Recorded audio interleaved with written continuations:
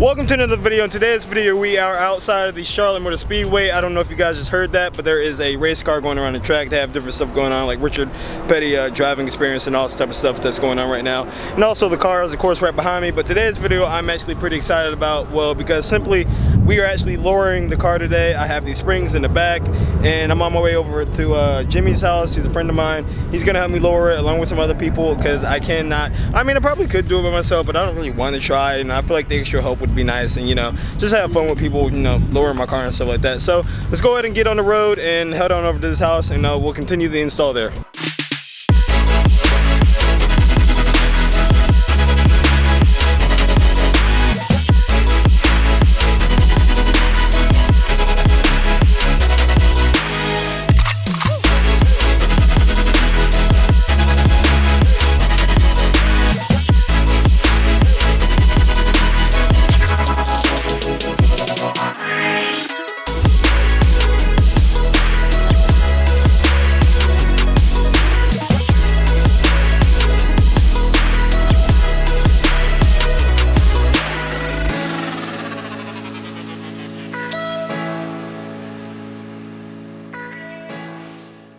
So the springs are now on the car behind me, and they've actually been on the car for about 2 weeks.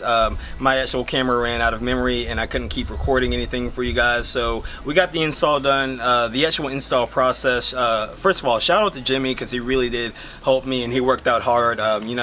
It was definitely, in my opinion, a two-person job, especially if you don't have all the right tools and whatnot. We spent about 4 hours and 30 minutes on it, and he was definitely there all the way through. Joseph was there at the beginning to, help out, but then he had to leave. He basically helped take off the wheels, and then he had to go, but he was still there to help, so shout out to him too. But it took about 4 hours and 30 minutes. American Muscle, they say about 3 hours. It's not the hardest install in the world. 4 hours and 30 minutes probably. It's not bad considering the fact that we don't do this all the time and whatnot. And the actual install for my car, for some reason, was we had a problem with getting a strut bolt out on the driver's side for some reason, and I kind of feel like I know what happened. But eventually we got it out. But basically what happened was, I think the assembly, since on the passenger side we took out the top strut bolt and then the bottom strut bolt that is basically holding all the brake assembly, so basically your calipers and your rotors and stuff like that, that basically connecting the struts to that and whatnot.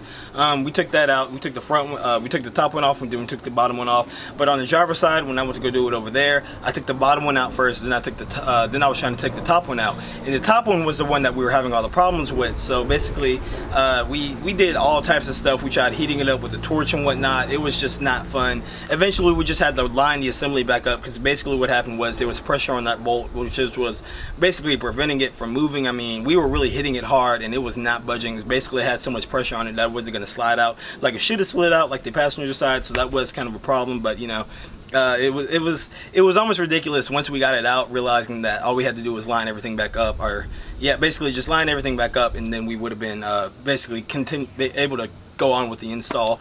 But we also had a thing where we actually went over to my neighbor's house to borrow an air compressor, and basically, because everything on your car from the factory, for the most part, if it's anything important, it's basically impacted on there, and a lot of your suspension components were impacted on there.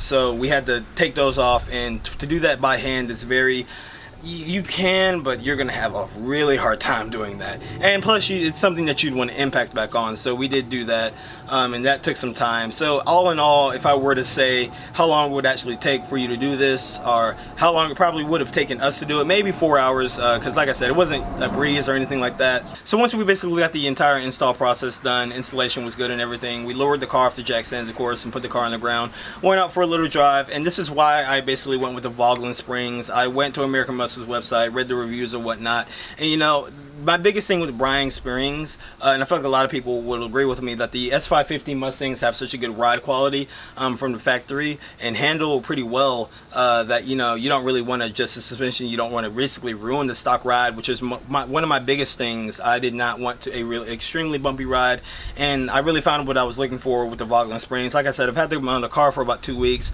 I have pushed them a little. I pushed them quite a bit, and they are progressive springs, so they do firm up as the harder you push switch them. And I'll say that turns, just to give you an idea of how the handling has really changed on the car, or I guess how my confidence has gone up in the car, because you know, from stock you really, it's like I said, it handles so well that you can still do a ton of things. I mean, they do feel good but just improving the quality. Say I take a turn at 45. Actually, I've taken turns at 45 miles an hour, and now I'd say I can probably take them at 52, 53. You know, if you're on a track or something like that, doing 7 miles over going into a turn, you know, that definitely does improve your lap time. So it definitely does add on to my confidence with the car as far as making the car feel a little bit more planted and whatnot. Like I said, from stock it's not that bad, but it definitely is more improved. But the actual appearance of it, you can tell that it is lowered. Now if you're not, you know, if it's sitting by itself in a parking lot, it's not, you know, extremely, with the wheels that I have and whatnot, the stance isn't really you know, like, oh my goodness, look how low that thing is. But like if I'm beside another Mustang, actually parked beside some Mustangs, and I took some shots of just, you know, the stock ride height in mine, because the Vogtland springs drop it about 1.3 inches all around, and it does have a nice look. You know, the wheels, now I only have the 18-inch wheels from the factory, and 235 tires, and it, you know, there is a little bit of camber here and there, and I do have the actual BMR camber bolts right here. We did not install those during the installation process. I need to install these and actually get my alignment done before I go back up to college, or I might do it at school, who knows. But basically, you know, it's a little bit of line. You do have some camber here and there, but it's not bad. You know, I don't really feel anything bad when I'm driving. Like I said, the quality of the performance has gone up. Honestly, I really have retained the stock ride. I feel like if you're an S550 owner on stock suspension and you got in my car, you wouldn't really notice. If anything, it's like a little bit firmer, but when you're just cruising everyday use or in traffic and stuff like that, you really don't notice, which is really what I wanted. So like I said, there's a little bit of camber here and there, but overall, you know, you can tell that the car is lowered. You know, the wheels aren't completely tucking. Basically, when I do change my wheels out and whatnot, I'll determine whether I want to get spacers, because that is something that, you know, you can tell. I'm not trying to be extremely, you know, like, I'm not one of those people who are extremely all about fitment, but I would like the car to sit nice, and it does sit nice as it is, but you know, I can still improve the way it looks and whatnot. So that'll be something I might look into. I'll probably do wheels first and then spacers, depending on how it looks from there. But just right now, you know, I still think the car does look good. And probably my favorite thing about the springs, or what the springs did to the car visually, is the front end of the car. It looks completely lower. I mean, you can definitely tell when I parked beside the stock car and my car, when I start with, it just looked a ton more aggressive, just having it a little bit lower. Almost, if you guys have seen the GT350s compared to the regular S550 Mustangs, or the EcoBoost, the V6 Mustangs, EcoBoost V6 and GT Mustangs compared to the GT350, how that nose is sloped down more. It almost, that's kind of how I describe it. Now it's not, you know, as aggressive as the GT350, but it does definitely, basically what I'm saying is that dropping the nose of the car just really did add on to the appearance, and that's honestly my favorite.